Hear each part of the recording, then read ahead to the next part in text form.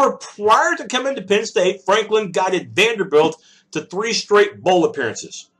Vanderbilt. That's coaching right there. And by the way, he's done a pretty good job at State College, PA, with back-to-back 11-win seasons, including 2 years ago when they won the Big Ten championship. Last year, their 2 losses, heartbreakers to Ohio State and Michigan State, losing by a combined count of 4 points. But against most of the other competition, the Nittany Lions won decisively. One big reason was because the offense averaged more than 40 points per game.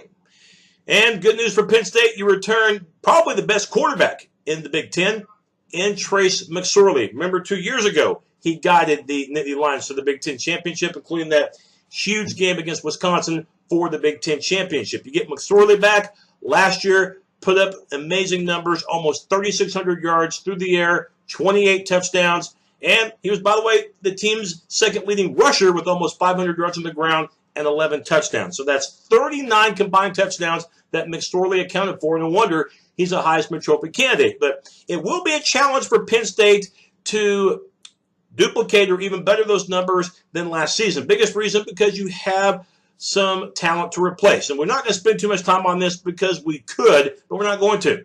Saquon Barkley, you're going to miss him. Over 20 total touchdowns. 33% of Penn State's total offense went second pick overall in the NFL draft by the G-men. Again, you're going to miss Saquon Barkley. Enough said. But I think an even bigger loss for Penn State could be that of Joe Moorhead, who was the offensive coordinator. Now he's the head coach at Mississippi State, so you bring in a quarterback's coach from the Nittany Lions and Ricky Ronnie. Ronnie knows that he has his work cut out for him. But the ground game, I don't think is going to suffer too much because, for one, the offensive line, which we'll talk about in a second, they can run block, okay? Mike Sanders now assumes the role as the number 1 guy, at least at the beginning of the season. He averaged a little bit more yards per carry than that of Barkley, if you could believe that, 6.2 yards per carry. Barkley averaged 5.9. But Ricky Slade, that's the guy that people at State College, PA are really excited to see. Maybe their top recruit last season in a recruiting class just loaded with gems for Coach Franklin. Slade out of the state of Virginia. I think he'll play. Receiving-wise, yeah, number 1 guy is gone. You will no doubt miss Deshaun Hamilton. And also the tight end, Mike Gesicki, picked in the 2nd round by the Dolphins. So Juwan Johnson assumes the number 1 role now as the wide receiver for this Nittany Lion team, 700 yards plus receiving a year ago. DeAndre Tompkins, a very dangerous punt returner, will probably be the number 2 guy at the wideout. Last season had 3 touchdowns. The offensive line does return 4 of the 6 starters, including the veteran in Ryan Bates at the right tackle.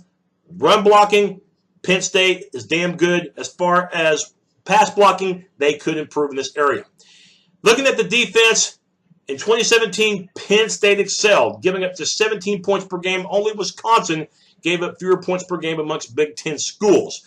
Bad news, though, James Franklin knows that this is where the rebuilding job will take place immediately because 7 of the top 8 tacklers from a year ago have moved on. But you do return at the defensive end spot. You do have Sharif Miller back. Miller had 5 sacks a year ago, 37 tackles overall. Kevin Gibbons as well as Robert Windsor, who were backups last year, now will assume the starting roles at defensive tackles respectively.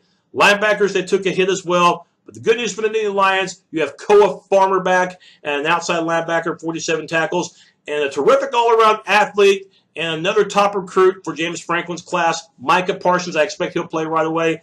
Initially, I think they were going to put him at defensive end, but now it looks like he's going to be more needed at the other outside linebacker spot. Penn State will play a 4-3-D. Even though you lose all 4 of the starters in the secondary, you at least return some guys who had some playing experience in the past, including John Reed, who started 2 years ago but missed last year because of a knee injury. At the other defensive back spot, you do have Amane Aruarie, who had 4 interceptions in 2017. And you do return Nick Scott, who in the reserve role last year did have 32 tackles. So secondary-wise, it may not be that bad.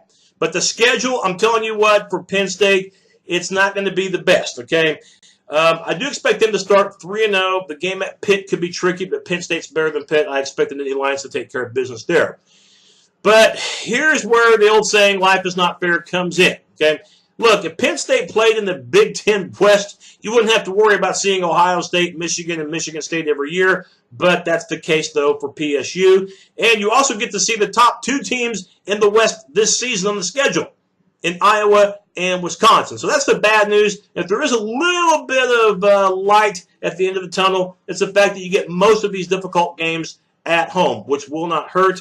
As you can tell by the 5 biggest games on Penn State's schedule, Ohio State and Michigan State are back-to-back, but you do get a bye week in between, but that won't be the case when you play Wisconsin as well as Michigan, including the Wolverines, which will be a road contest. In Iowa, that's not going to be a picnic game either. Look, like I said, Penn State played in the West. I would feel a little better about their chances about competing. I think they would finish no worse than second in the West. But the East is loaded, plus you have Wisconsin and Iowa on that schedule, and not everybody in the East can say that. I think for Penn State, I could see a 9-win season, but I could also see them losing 3 games. And in this division, where you've got the Michigan schools and Ohio State to contend with, I've got Penn State finishing 4th. Offensively, I don't think there'll be too big of a drop-off, but defensively, it's going to be a tall order when you have to replace nearly every starter on that side of the ball. That's my look at the Nittany Lions. See you next time.